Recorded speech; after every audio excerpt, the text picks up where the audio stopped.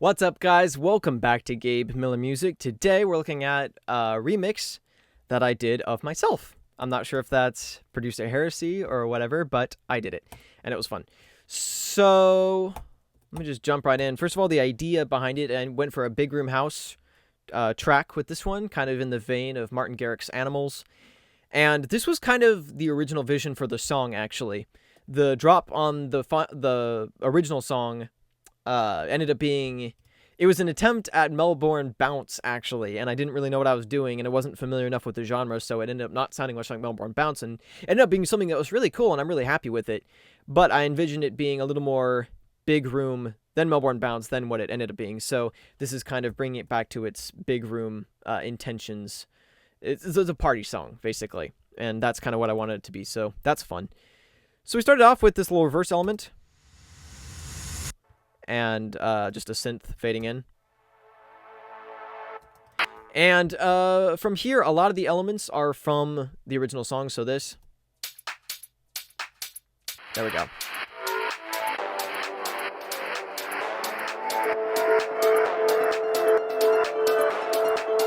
Then when you add in the bass.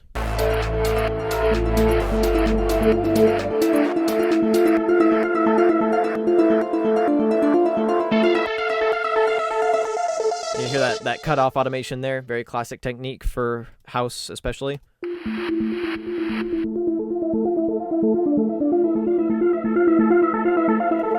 And so really what I changed was, first of all, I messed around with the mix a lot.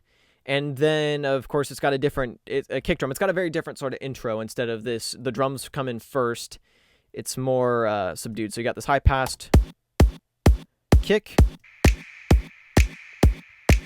And a snap.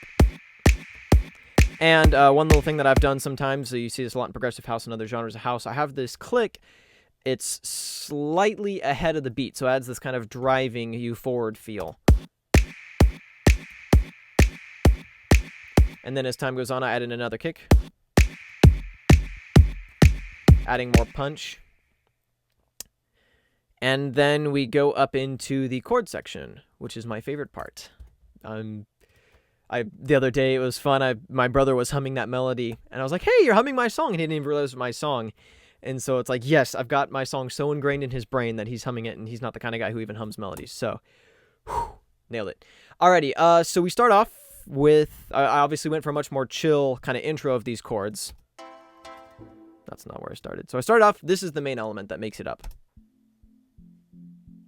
No, it's not. There it is. If you watch the ES2, see the cutoff moving. And then the same with this one, which starts off with a high cut on it. Now I've that automated, as you can see. And also I have the same thing on the huge chords, as I called them. So they start off at like no volume at all and slowly come in.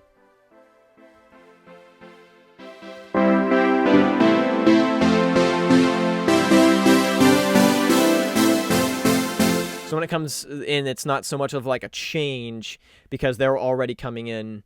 Well, you can't see me point over here. And then we got just a few other elements kind of layered in there. Very subtle stuff. And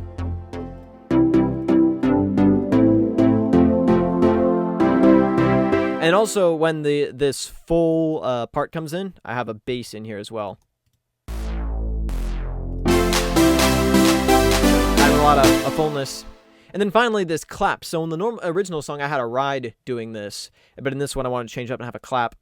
You imagine if you play this live, you get the whole audience clapping. You know, like, ah! Anyway, that is beside the point. So, to evoke that, I have this kind of slapback reverb sort of thing on there that just, here's without. Just a standard EDM, or a standard 808 clap. And then add it back.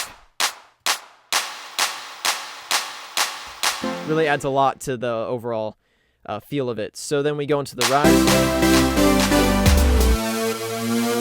So this rise is actually the huge chords, just playing one note, and then I have it set with a pitch plugin to go up.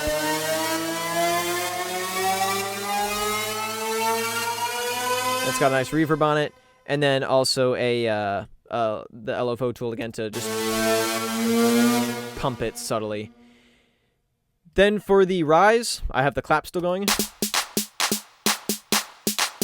Just played in that with my MIDI keyboard, and then we got just a 909 snare and 808 snares basically, and then I have the entire thingy the master fader. I have the master fader automated with a high and low cut filter. So as the rise goes up, up, up, the high and low cut filters kick in and create this kind of telephone effect. And so when they're pulled back, it kind of has this whoosh, and it adds this nice little moment of silence. And also so that the main reason I did was so for one thing, it helps it build, and then the other thing is that it adds a lot more punch when the kick comes in. It's just full of bass. Adds a lot more punch because there was no bass and not very much high end here. That was one of the big keys for making such a minimal drop work, was that this goes down to kind of a muddy mess. Not muddy, but kind of a dirty mess. In fact, it's not muddy, that's kind of the point. Into a mess, and you have this last little snare element. It goes from the and then it goes bam bam, and then the drop hits. So that's the clap comes back, and I also drop out the clap for the last snare part. So we got then the main attraction, of course, is the lead and the kick. So we got the lead.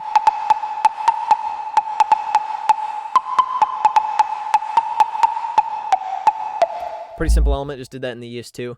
And then the kick. So this is the main part of the kick. Here's what it sounded like before. Cool. Not the vibe I was going for, so I just did a crazy amount of EQ on it. And just layered that in subtly, so you get a little bit of it, but not too much. Because I realized I need a little bit of that, so I'll add it back in. So I got that. Little sub kick. And then you layer in the clap and the lead, and that's pretty much the drop. Oh, and then for the second part of the drop, we got the Prada snare, classic Prada snare, because reasons, and the impact. So over here, the snap makes its return, and also this element makes its return, and then the ride, wherever that is.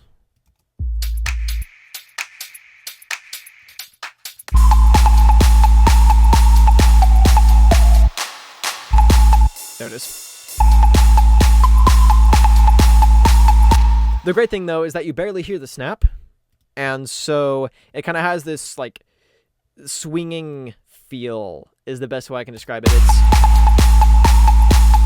don't know how to describe it, but hopefully that made sense, and I think it sounds cool. So then we go back into the build, and this build's very, very similar, and I honestly really didn't do a whole lot to it, except for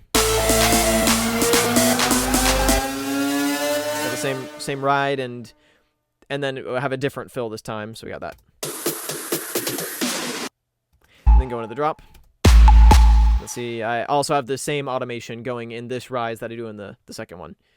I mean the first one. And then also, since I have this different snare, I have instead of going back to the Prada snare, I have this different snare come back. And then at the very end, go back to the Prada snare. And then just an intro with some of the same elements, except just kind of toned down. And then, did I say intro? I meant outro. And then it just starts dropping out elements and winds down. Alrighty, that's it for today. Hopefully you guys enjoyed this, and if you produce music, found it helpful to your own productions, gave you ideas on stuff you can do. And I'm Gabe. I will see you guys next week. Peace out.